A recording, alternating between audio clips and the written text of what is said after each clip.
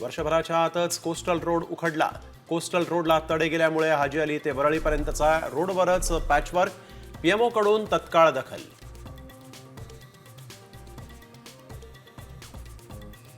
एकनाथ शिंदेंना भाजपचा आणखीन एक धक्का. पंढरपुरातील दर्शन मंडप स्कायवॉक बांधकामाचं टेंडर रद्द.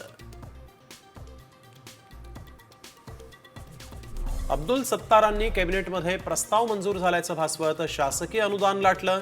आरटीआय कार्यकर्ते विजय कुंभार यांचा आरोप. मनसे अध्यक्ष राज ठाकरेंनी घेतली पालिका आयुक्तांची भेट. जमिनी खालून जाणाऱ्या केबल संदर्भात केली चर्चा. पीओपी आणि उंच गणेश मूर्तींना बंदी. मंडपाच्या प्रत्येक खड्ड्याला 2000चा दंड. मुंबई महापालिकेच्या परिपत्रकानं खळबळ.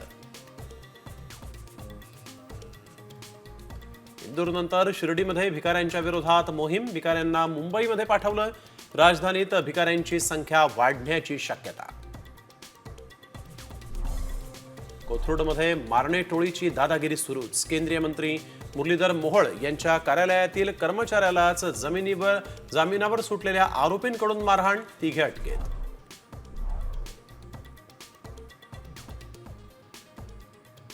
पुण्यातील मार्बल बॉन्टिक सोसायटीतील नागरिकांना मोठा दिलासा. पालिकेच्या आदेशानंतर महिलेनं घरातील 350 मांजरी केल्या शिफ्ट.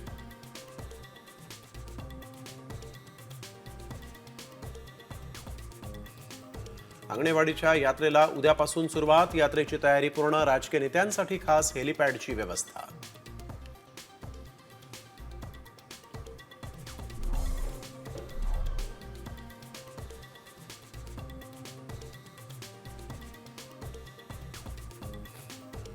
दिल्लीत 98व्या अखिल भारतीय मराठी साहित्य संमेलनाचं पंतप्रधान नरेंद्र मोदींच्या हस्ते उद्घाटन.